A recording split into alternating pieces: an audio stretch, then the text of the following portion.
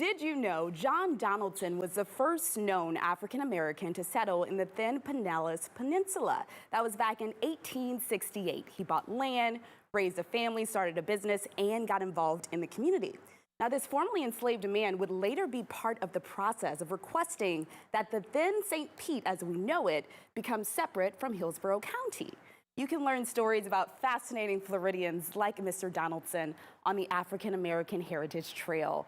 So the trail highlights the first 100 years of Black presence and contribution in the city. It also takes you through the heart of a once thriving Black business district along 22nd Street South, known as the Deuces, and oh, the stories this street could tell if it could talk.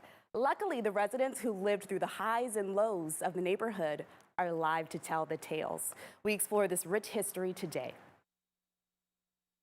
The 20s was, I would say, more the beginning. Meet Miss Gwendolyn Reese. She is the president of the African American Heritage Association of St. Petersburg and a proud daughter of the Deuces. But in the 60s, there were more than 111 thriving businesses, from that traffic light at 5th Avenue to the other traffic light down there at 15th Avenue.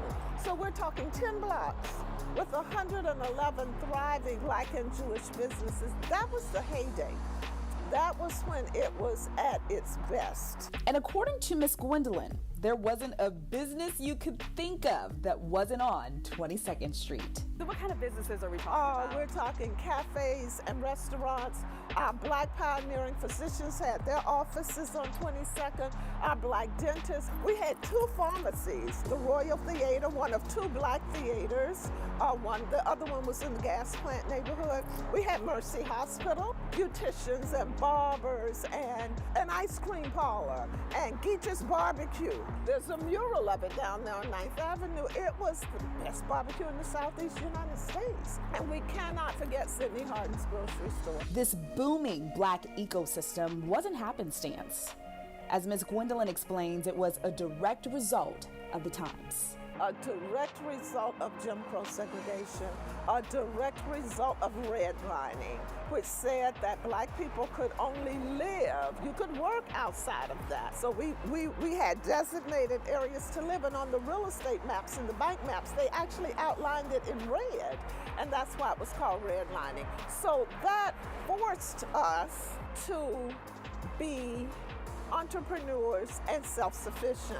One of the reasons why is so we could be treated with respect and dignity. We could go downtown on Central Avenue and buy clothes, but many stores wouldn't let us try them on.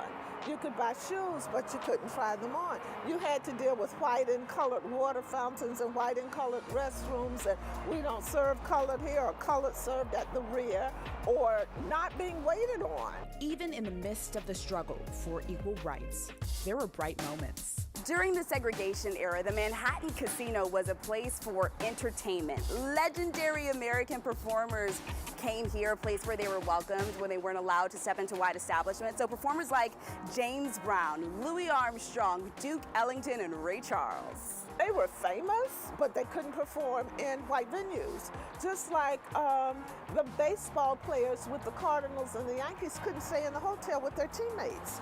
But you just started the list. I mean, we're talking Dinah Washington and Ella Fitzgerald and Lena Horne and Ike and Tina Turner and Sam and Dave and Mahalia Jackson and Ray Charles. And so they all played here. And the Manhattan where they performed was upstairs.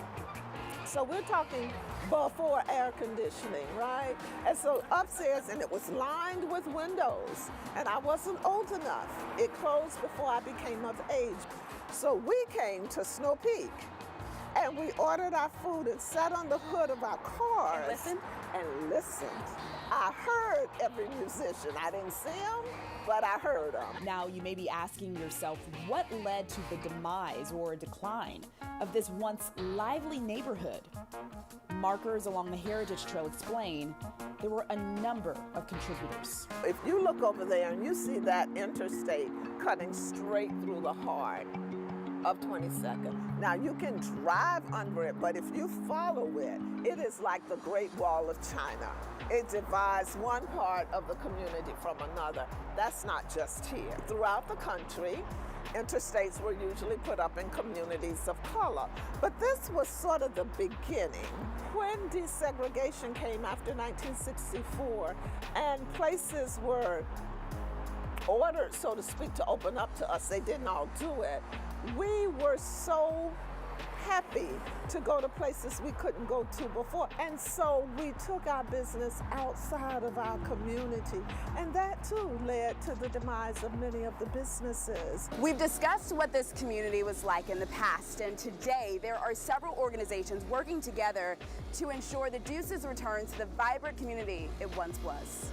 I wish I could remember the words of Rosalie Peck's poem, but she wrote a poem about 22nd Street, and at the very end she says, but one day, like a phoenix, it will rise again. And that's what we're seeing now. Businesses are coming back.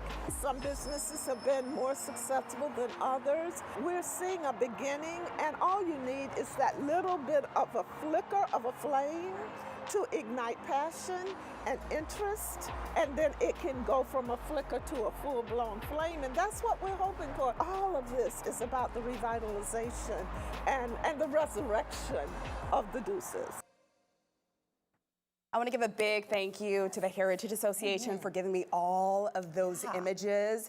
So they digitized the trail, and so they have tons of pictures that they've gone through, and they've interviewed elders, you know, who lived in the neighborhood and ran those businesses. Yes. So it's beautiful what they've done. I highly recommend you walk the trails. I live in St. Pete. And so I've walked past some of these, you know, historical markers, and I stopped and I read them. And I just thought to myself, wow, what a rich history this community has. And so it was an honor to tell that story. So great for it to be documented so it can live on forever. Forever and ever. So for more on the Heritage Trail, you can visit the website listed on your screen, which is AFAM, heritagesaintpete.org, and click on African American Heritage Trail.